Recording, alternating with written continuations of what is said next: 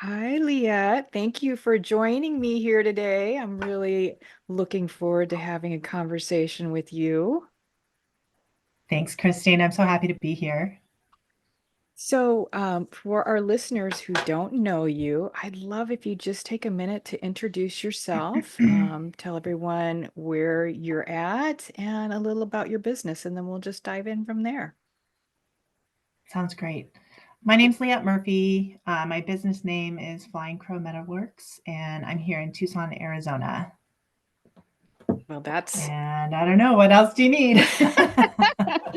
well, one, you've got an Into the Stones during the Gem Show, I'm sure. Yes, I feel very fortunate that I don't have to travel too far, just down the road to hit up all the shows. Oh, that's nice. Yeah, I Yeah, still haven't been yet. So one of these days I'm going to get there.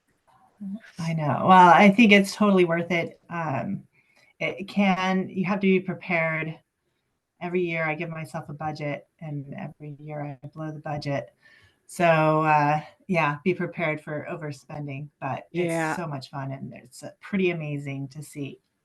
I'm usually broke by that time of year. I Yeah. make all of my money at the end of the year and sales are so good that I'm like, the momentum's going. So I go and buy a bunch of stones at the end of the year and then it's crickets and it's like, oh shoot.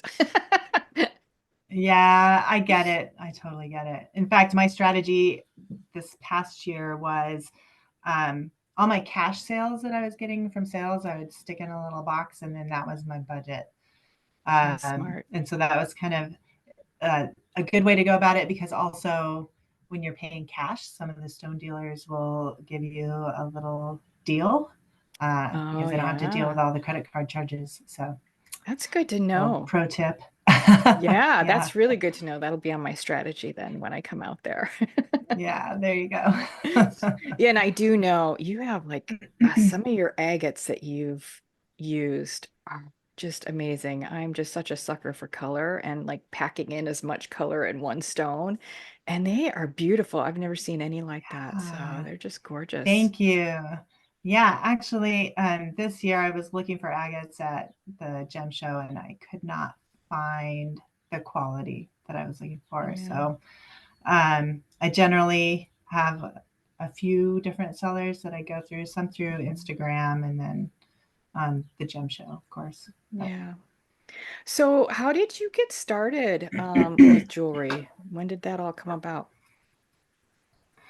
well, I feel like I took a very winding, twisty path to get to where I am at this moment today. But I think, like most kids, played around with making friendship bracelets. I Hmm. very briefly tried to sell them to my classmates, but found that it was Yeah. a lot of work. And I was doing the embroidery thread, the knotting of Yeah. bracelets, and I didn't, and to this day, still struggle with my business sense and wasn't charging enough for the amount of work. And I kind of just got tired of it. Um, but come from kind of an artistic family. My oldest brother is a really talented artist. He's very good at drawing and illustrating. Um, and kind of a funny thing, I think, with my family was we all sort of compartmentalized ourselves. Like, okay, so he was the artist, and then my other brother was the Yeah. musician, and then I'm the youngest, so trying to find my niche. And it was kind of a thing with my brothers that I couldn't like the same things that they liked, and that sibling rivalry. Um, all of us drew, all of us did music.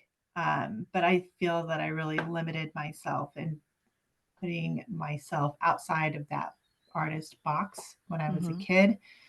But I always thought that I would be good at 3D art, and it took me a long time to kind of find that thing that I loved. But always did kind of little hobby side projects with drawing or painting or just making things in general. Um, I think I posted an Instagram recently that I had gone down to Mexico for school. I was a Spanish major in Oh college, wow. and met some street artists who were making jewelry on the street, and was kind of intrigued by that and learned some stuff from them. And then also my middle brother, when he was going to the U of A here in Tucson, he took a metalsmithing class, which I was like, oh, that's kind of what I want to be doing. And he was able to make some really cool stuff just taking one class. By the time I got to the U of A, you had to be in the arts Yeah. program to be able to take those courses. So I couldn't do it at that time. But after I had graduated, I went down to Mexico and again because I didn't know what to do with myself. And I had picked up a few things. I met somebody who was taking metalsmithing, silversmithing classes in Tasco, which I don't know if you're familiar, but it's kind of Mm-mm. like the silver city of Mexico, and it was really close to where I was living. And they had some great courses, but it was a lot more expensive for foreign students, so I didn't feel like I could do it. And as soon as I got home, I looked into taking some classes, and Pima College here in town at that time, and this was in like 2003 or 2004, had a really great metals program. And they had two very accomplished instructors. So I got the teacher to wave me into the class. They had prerequisites for like drawing or whatever. I was like, I did that in high school. I don't want to do that again. And she let me in. I loved it. I took the beginning course, um, and then moved on to the next level. They had a blacksmithing program there. I really fell in love with blacksmithing. I thought I was going Oh, to start really? making knives. I bought a forge, which I still have. It's sitting in my garage. I got an anvil, and it's really hard to do blacksmithing in an apartment. And Yeah. I was just couldn't really find the space to be able to do that. Um, but jewelry making you can do in a very small space. And so at my little kitchen table in my tiny apartment, I just had a little butane torch and was like a lot of people just kind of putting things together and playing. And it kind of went on from there. I just kept doing it and I loved it. And for a very long time, it was a hobby. But I just couldn't stop doing it.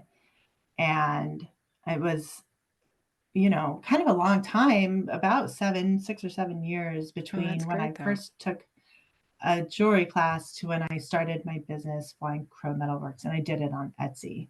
Hmm. So 2011 is when I first opened my shop on Etsy. But even so, at that time, I think my idea was like, oh, I'll just set it and forget it, and all this money is going to Yeah. start rolling in, and I'm going to be. I hope I don't sell out. And of course, it was crickets. My mom was my best customer. You know how all that goes, and Yeah. I fully remember how it felt to have a perfect stranger buy one of Yeah. my pieces of jewelry. And it was like that was the pinnacle of success. Was somebody I didn't know wanting to buy what I'd made. Yeah. Um, so I kept at it. I mean, I was working in restaurants. I did that for 30 plus years, and being a restaurant manager is not really conducive to having a side hustle. It's a lot of long hours. Hmm. Um, and I'm pretty sure I quit my jewelry business 3 or 4 times. Quit, right? Yeah. But I didn't really stop. It was very frustrating. And I think one of my flaws is being really stubborn and trying to just do it my way. Hmm. um, Yep, here and too. not, yeah, and having a really hard time looking for outside resources and asking for help.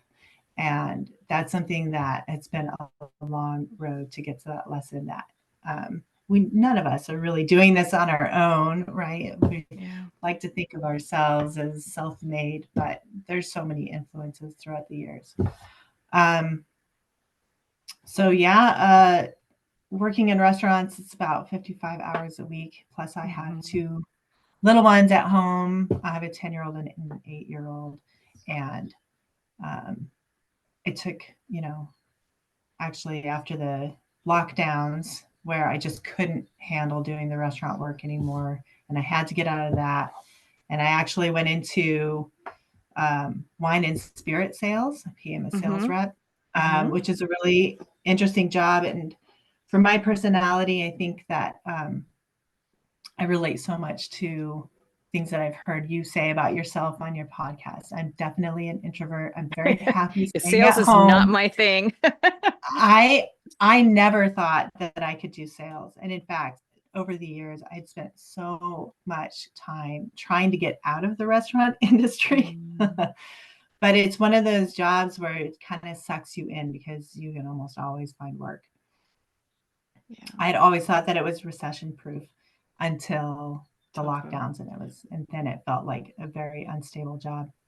Yeah. Um, I digress. But doing the sales, like that was my job title coming into wine and spirits, and it just made me realize that actually sales is all about connection, and it's all about just getting to know your customer, the person in front of you. It's not about pushing a product. It's not about the hard sell, the used car salesman is what we Yeah. always think of when we think of sales. But it really served me well once in a few different ways. It allowed me more free time. My hours were so great in comparison to what I was used to working 10-hour days. And I went down to working like 6 to 7 Nice. hour days, which is crazy. And it gave me more time to get into my workshop. And it also gave me the chance to do art fairs. Mm-hmm. And and I would say that's when things really changed for me. And this was only about 3 years ago. So I feel like I fit in very well with this slow made concept. It really took me a long, long time to get here. And um, the first year that I did art fairs, I quadrupled my sales compared to what I had been doing Yeah. previously. That's awesome. So it's all relative. I won't, I don't want to mislead Sure. anybody to think that I had really high sales, but I was trying to do everything through e-commerce and not having any contact with people. And it's really hard to create in that bubble um, where you're not getting direct feedback from people. So I learned so much. I kind of, again, did a scatter shot um, idea was to I'm just going to sign up for every art fair that's in my area Oh, wow. because I just didn't know what I was doing. And that was maybe not the best way to go about it, but I certainly learned a lot. And it helped me to realize like what shows were going to be worth my time. What was it that I really wanted to get out of those shows? And where was I really going to find my customer? Uh, so it was a great experience in that regard.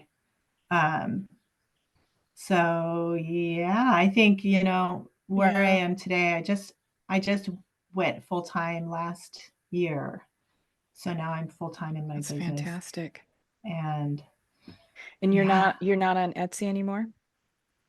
no, I started on Etsy and I was pretty terrible at it. And I think a lot of people talk about that time period 2011 being the sweet spot for Etsy. And I was like, really? That was not my Yeah, I don't experience at know that all. that's what I would say, but I think I wasn't selling as much on Etsy at that time. I feel like that's when it started bringing in, it was just like so much jewelry, but so much mass produced, and they were starting to take that turn, and so many of us were grumbling about it and, trying to figure out what to do next and feeling like, building your own website was daunting and, how are you going to get people there and all of that. So, yeah, I think that, gosh, anything after like 2007, 2008 might have been a little more challenging. I don't know. I can't remember back that far, honestly. I know, right? Yeah, Yeah, I can that's tough. hardly It's remember last yeah. week. I mean, I do know the friends that I have that have stayed on it from day one. are still doing really well, but they had that momentum in that client base. But they too have since moved to having their own websites too, because of the fact that you just can't count on it as much. Yeah, I felt like I do see a lot of artists who I think are doing quite well still on Etsy, but it just kills me to pay their fees. Yeah, And the way that they structure it, it's like, why do I want to pay that much money to a platform that is actively driving customers away from my shop by yeah, suggesting other sellers? So that was a big reason why I ended up leaving. And then also the competition was so high. Yeah, you feel like yeah, you have a built-in audience, but in reality, they're just driving people towards the yeah. um, whoever's buying ads from them, and just Yeah, it's definitely changed so much. And I like talking about this because there's still, I'll still have newer jewelers, ask me what I think about it. And, if it was 20 years ago, well, I don't even know that long, but if it was several years ago, I might have said, yeah, that's a great place to start. It was really a great place for me, but um, it was so much, it was so much more supportive to the artist versus to their pockets. And I have no problem with people making money from doing things like that. It just became less supportive environment, in my opinion. So it then was a you good way for me to start. Yeah, I do think it's a good way. It's a good way to kind of test out and see what's going on. But now I feel like, you can't take it too seriously if you don't get sales there right away because, Yeah, you're competing with people that are selling things for beans a lot of the time, you know. exactly, exactly. So you've enjoyed the show circuit then? Because I always Uh, hear, I hear conflicting things. I hear some people really love it, but they don't like what people say sometimes, like some of the comments that customers will say like, "Oh, well, why does this cost so much? I can go over here and get it, cheaper." And that can be really frustrating and kind of take the life out of your sales and your work. yeah, that definitely happens. I think for me, it took me such a long time to get to this point, and along the way, I had to learn to get a thicker skin. And I go into it. I'm really fascinated with the way that people interact. Uh, so it's a lot of people watching, Hmm. and it's always interesting to me the things that people are drawn to. And sometimes you get the negative content comments, and people say things that are pretty off the wall, and it's like, I'm standing right right here. I actually made this. Why would you think it's appropriate to say, to criticize whatever you're saying? Is, move along. But uh, there's there's pros and cons to everything that you're going to do.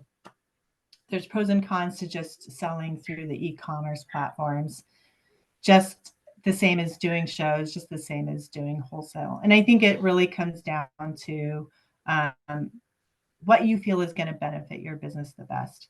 And for me, being able to get out in front of people, like I said, it really helped my sales immensely. Um, I had and still have a much harder time selling online. Hmm. I don't have the reach that a lot of artists do. I wish I could just hide behind my computer and just sell strictly online. But the reality is, I can't really count on those sales coming in consistently.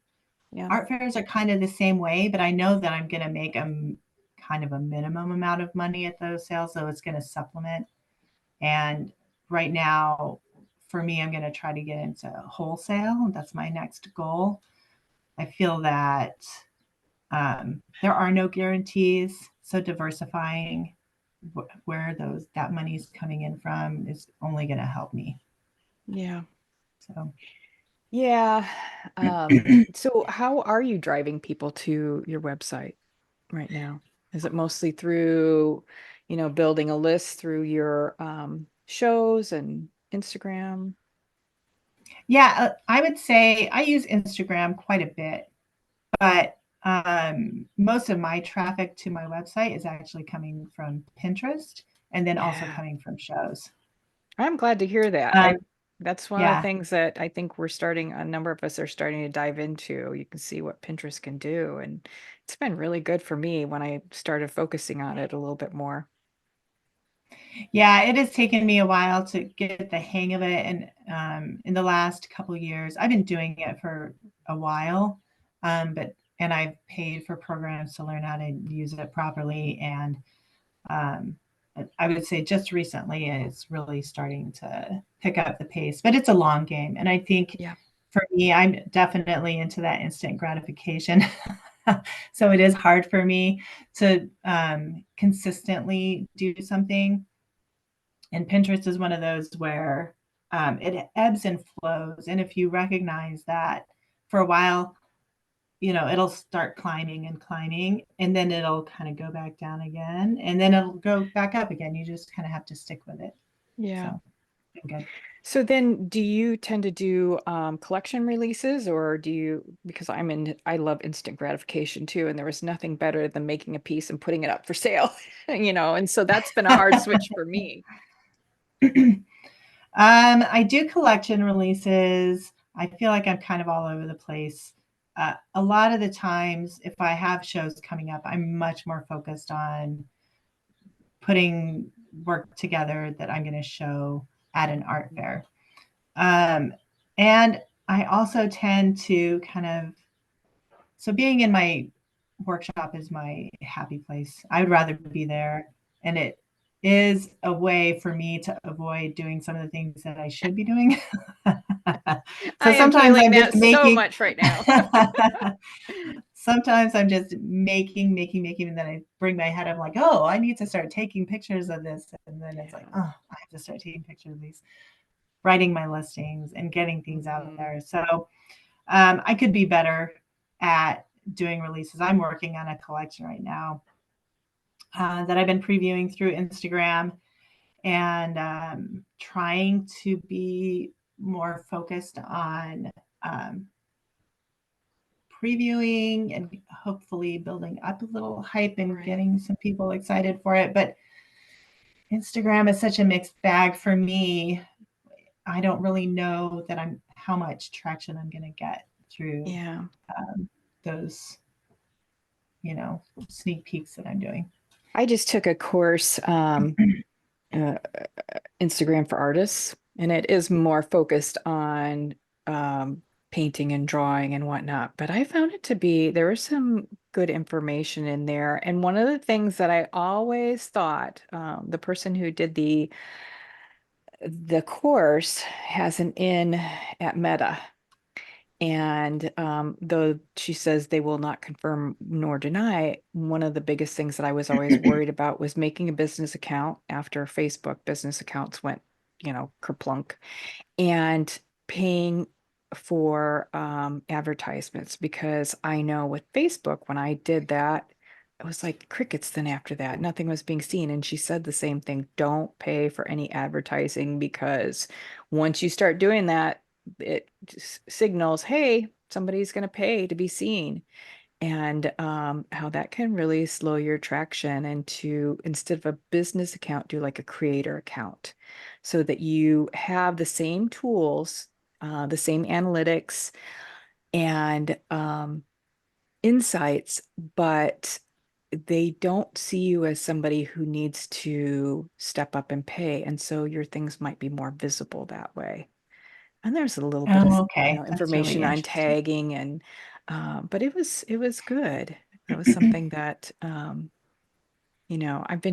been on Instagram for quite a while now, and I do a lot of research, but even with her course, she has done updates because every year the algorithms change or what they're focused on. They always said consistency, make sure you're on there, 5, 7 days a week. And she said now it's not so much consistency. It's just, the quality of your post and keeping people engaged in that post for so many seconds. So doing like the carousels or the very short, 6-second reels, even though reels aren't regarded as heavily as they were, people still loved them. So it was about how long you keep people on your posts. So I thought those were really kind of good tips to Yeah. kind of think about. But yeah, it's a beast. Yeah, it's constant. It's constant work and it's constantly changing. So Yeah. it's a lot of energy to put into. Um, I've tried a few different strategies on Instagram as well. I paid for influencers to Hmm. repost my work in the past. I don't do that anymore. I paid for scheduler apps so that I could organize myself and be more consistent. And then I stopped doing that. Yeah, Yeah, I can't think it's a that battle far every ahead. day. I I really can't. It's like I can't think that Yeah. far ahead and I work so slowly that it's like, I'm gonna post when I get something done. Yeah, exactly. I have a hard time doing process posts as well because once Mm. I'm in the groove, I really don't want to stop to have to take pictures or Yeah. and I'm terrible with the videos and I don't want to talk. I don't want to put my face up. Yeah. All these things are the strategies that they're telling you you're supposed to do. So, yeah, we'll see in the Yeah, I future if think a we can lot get of better us are at it. in the same boat, with what we don't want to do. Um, yeah. So then what inspires your work? Have I you? think like a lot of people, it's the stones. Yeah. Mm. And when I first started making jewelry, it was the metalsmithing that I loved so much. And I was really exploring a lot of different techniques. Um, but I would hit a lot of creative blocks going in, trying to create something new. As soon as I started incorporating interesting agates and jaspers into my work, um, it was really inspirational for me. Yeah. So I don't find myself as blocked as I used to be when I go in. Yeah. Do you hit the creative blocks? Not as much as I used to. I do because sometimes I'm looking at a stone and thinking, well, what am I going to do with this that's going to be different from what somebody else would Mhm. do? And that's the thing that blocks me the most is making sure that I'm not, anybody can slap a bezel around a stone and stick it on a ring shank and there you go. Yeah. But if I'm going to do something and try to sell it, it needs to be something that nobody else would do. That's kind of my thought process. And sometimes that can Yeah. be sticky for me. Yeah. I think there's can be a real balance. Either you really love the process and experimenting. I wish I could remember who it was. I just saw someone the other day who each piece that he makes is so different and it's very mechanical. And I'm thinking, my God, the thought that goes into that and the process. And yes, it's truly a piece of art, but I can't wrap my mind around that, nor coming up with the idea for the next one. What Yeah. could you do to make it better than the last one? And that Yeah. that would be a real sticking point for me. Yeah. Same here. Kind of stresses me So, out just thinking about yeah, no, I'm just coming off that myself. Um, it. so when you're developing a new design, how does that come about for you? Are you one that sketches or do you just kind of go by feel and play around? I do a little bit of everything. Sometimes I'm sketching a piece out beforehand. Sometimes I'm playing around with components and then I'll do a sketch as ideas come to me just to help me with the process. Sorry, there's a plane going by. Yeah, I Hopefully, hear it's that. not too loud. It's all Air right. traffic in My Tucson. waiting for Yeah. my dogs. Yeah, waiting for the dogs to start barking. um, and then sometimes it's just as I get into playing, the inspiration comes through that process. And um, yeah, it's always a little different each time. Wow, that's a loud one too. You know what's funny? So this house is actually my old house here in Tucson. We were right by the Air Force Base, and it was constant and horrible. So it's much quieter here Yeah, I was gonna say usually. I can't imagine near the Air Force Base. That would be really loud. Yeah, yeah. So With your business, kind of the way it is now and where you're Mhm. at, what do you find most challenging? Um, I'm always trying to improve. And for me, I don't think that I naturally have a business mindset. Mm, So being really um, intentional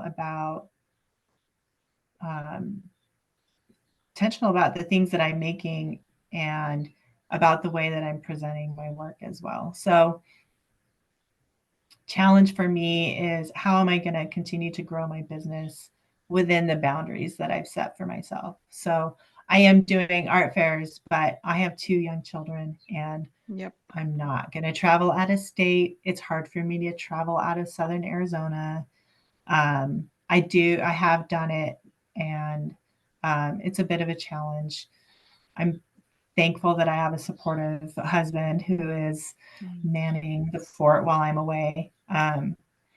But I'm not going to be traveling for trade shows. So how am I going to grow my business and and continue to support this business within these yeah. confines, right? Yeah. So I think that we're so lucky right now to have the resources that we have with the internet. And when I first started doing it, I don't think maybe Etsy was around, but I wasn't aware of it. The main way to see and be seen was to go to these trade shows in Philadelphia and Baltimore, and I'm not ever So going to be able to do expensive that. too. Yeah.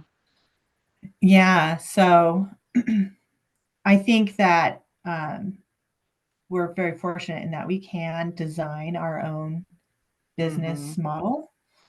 Um, but how you still need resources to figure out how to do that and make it work. And it's challenging for me. I just feel like everybody wants a little piece of my pie, and you're always kind of paying to get a little bit of information that you are hoping is going to work for Yep. you, but you don't know if it will. Are you really going to be able to implement all this Right. information? It can be information overload. I've paid for courses that I have never even used Me too. or quit in the middle of, right? And it's like, Yeah. oh, Yeah. why did I do that? But it's all a process. So yeah, that's my challenge is just growing my customer base and finding a way to be successful. There's always pros and cons, right, to Yeah. where we are at this Yeah. moment.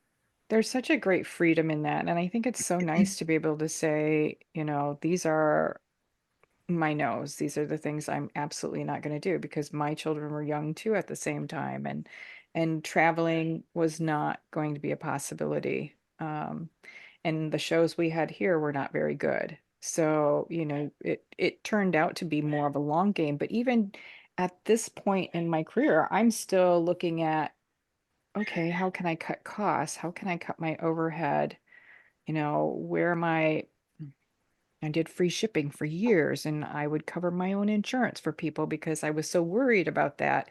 I'm like, look, I can't be everybody's bank though, or do Yeah. payment plans for people. And I had to really stop that because I've gotten burned a couple times. But yeah, I'm just not in the position to be a bank either. I have my own bills to pay.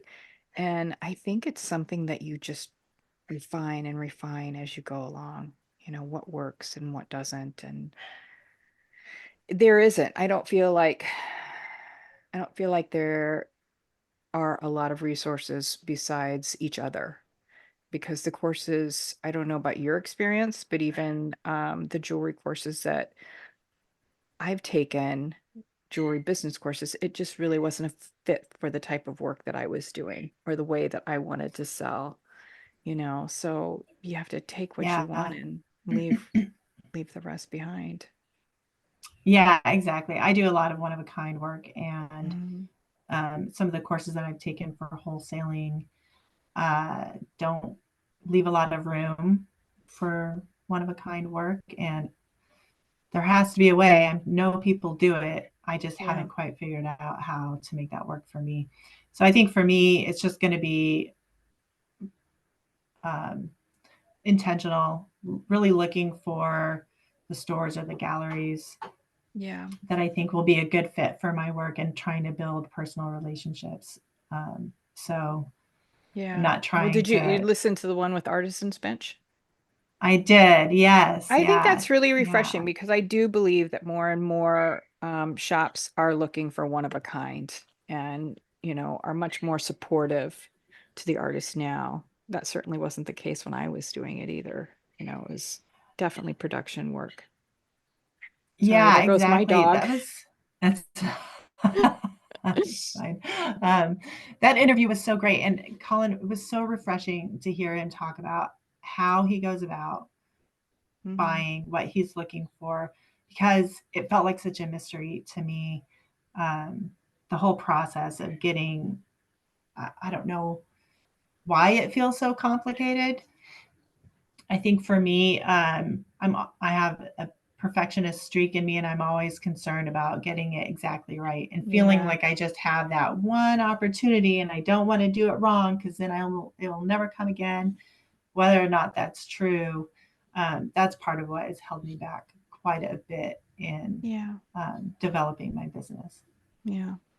So. So what do you feel that's going really well for you? What do you feel that's going right, that you're doing well? Um, the work. I feel really good about where I'm at with the work that I'm producing. I'm departing a little bit with this new collection that I'm doing. It's all centered around moss agates, which I think are pretty amazing stones. Hmm. And have a blog post that I've written, haven't published yet because I'm not sure of the timing, but the whole collection is sort of centered around trip that I took to the Pacific Northwest. I went to Oregon for 6 weeks for training for a job, and it was a really um, positive, negative experience for me. Positive in that it's such a beautiful place, and it was really inspiring. And this was about 8 years ago. Hmm. Uh, Ever since I had gone, I wanted to create a jewelry collection inspired by that place, and it's been kind of percolating in my brain for a really long time. So I'm excited to put this out, and hopefully That's people great. will respond to it. Yeah. Yeah. I was looking through your Instagram in preparation for this. Saw you went to Hawaii, and I was like, oh, I had to look at all the videos and pictures. It's Yeah. like, that was so much inspiration for me. Uh, Yeah, Travel is beautiful. really a It's great source of inspiration, I think. Getting out and seeing things and it just kind of for me it's just like a little spark, getting out of your own environment and seeing something new.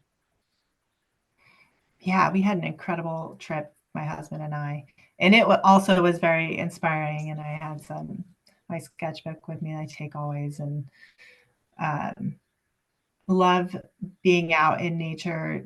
Tucson, being in the desert. I love the desert too, quite a bit more than my husband does. But it's amazing to go someplace that's so totally different from your everyday Hmm. environment. Yeah. Yeah. I was out in Sedona, well, out in Phoenix and Sedona a couple years ago now. And I didn't think I would like it as much as I did. And it's just so beautiful. It is Yeah, very, very different. Sedona is a magical place for sure. Yeah. I grew up in northern Arizona, so we did a lot of hiking there when I was growing up. Yeah. Yeah, very inspiring. So has there been a particular piece or project that you've done that you're just that was it, or you're really proud of or was really excited about doing? Um, wow, that's a hard one. A few years back, I got a hold of some Malagano jaspers, Mm. and I made some combination brooch necklace pieces with them that were a real Mm-hmm. big departure from what I had been doing up to that point. And I did feel like it gave me a lot more confidence in my skill sets and my abilities. Uh, I have not revisited those. I have a hard time going back to those things, but it's always nice to look back at prior work. Um, Mm-hmm. and I do have a bunch of Jaspers that I picked up, and I do hope to kind of, I'll never fully repeat things that I've done in the past. Um, for the most part. But I would like to kind of revisit what I was doing there. And those were pretty I cool saw pieces. I saw those brooches. They were really cool.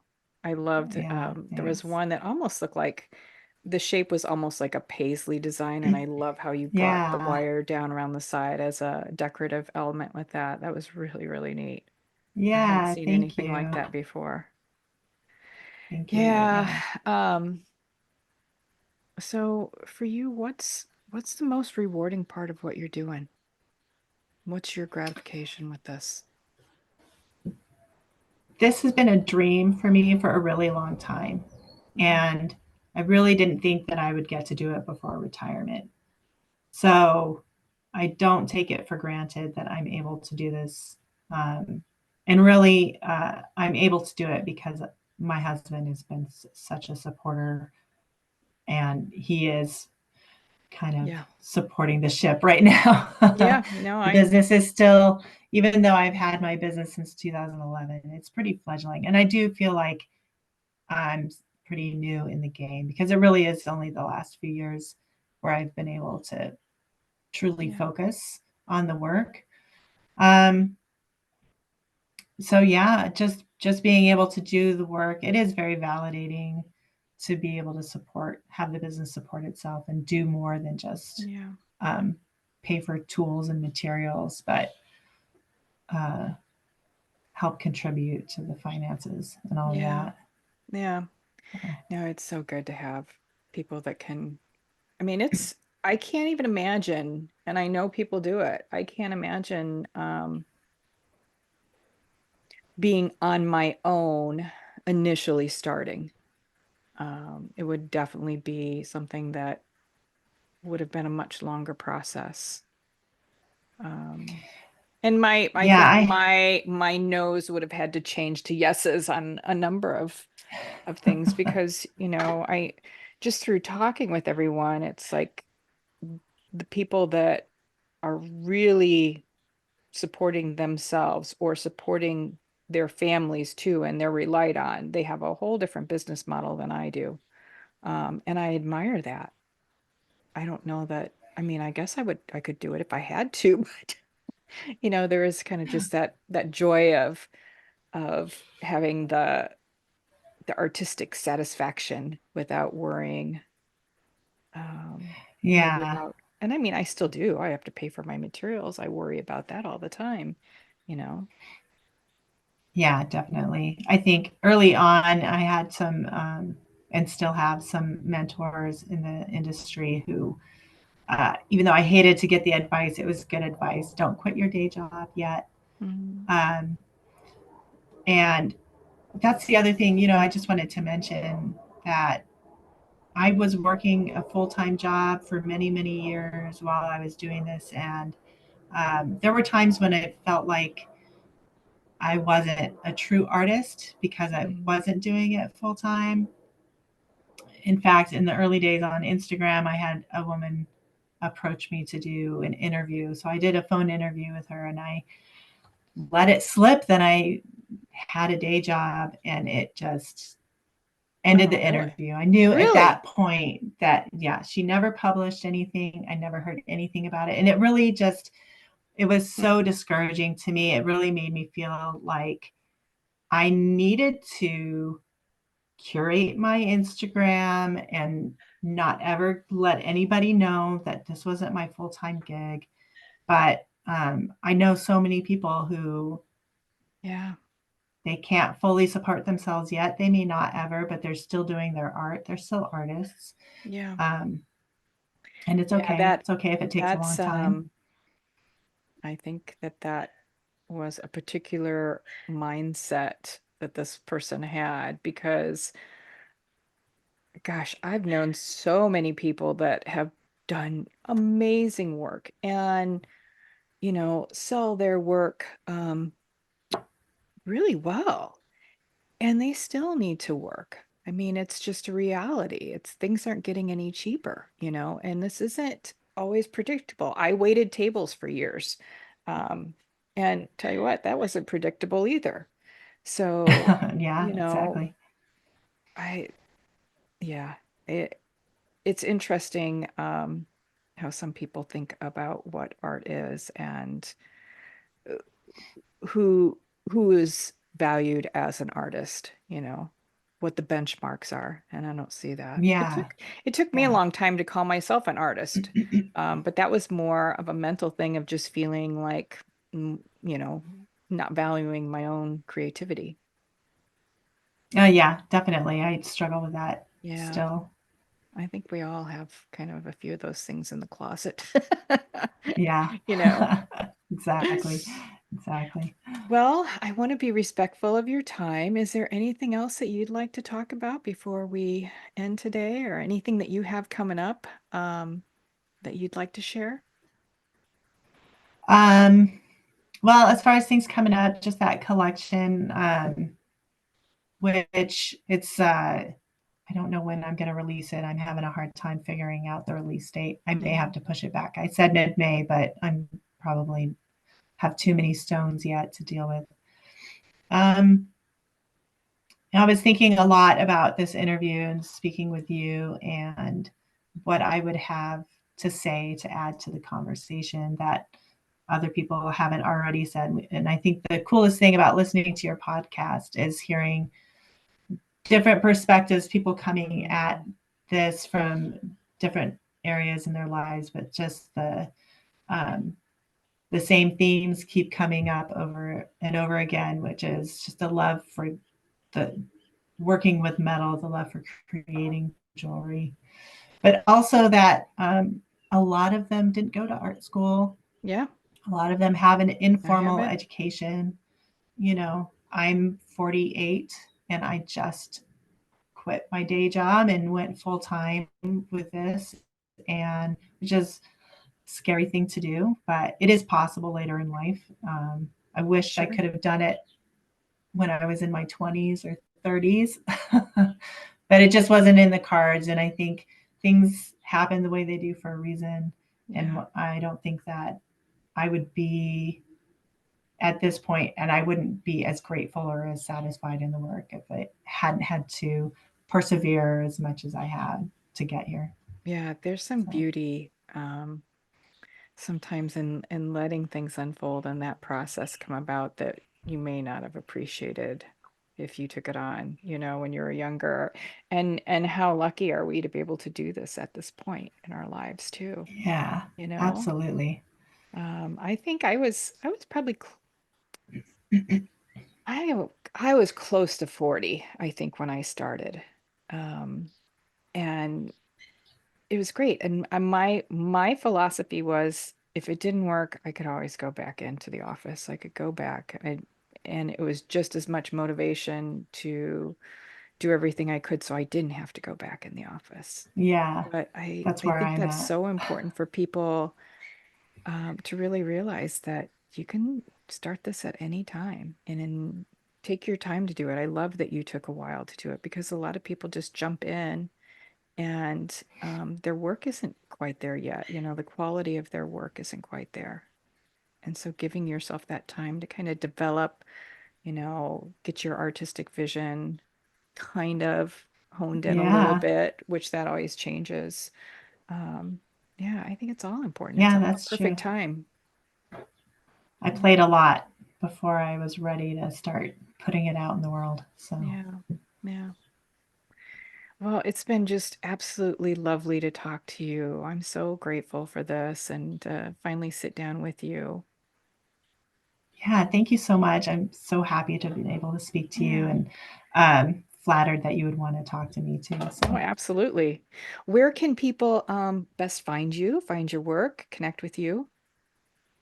my website and social media, everything is under Flying Crow Metalworks. Um, Instagram, Pinterest. I do have a Facebook page, but I'm really like you. It doesn't do a Yeah. whole lot for me. It's just kind of there because it's connected to my Instagram. Mm-hmm. And then I feel guilty when people comment and I don't see it for a really I long time know. because I'm Or never send you a checking it. message. But Yeah, I know. yeah, yeah, yeah. Yeah. But yeah, everything's under my business name. All right. Well, thank you again. Yeah. Thank you.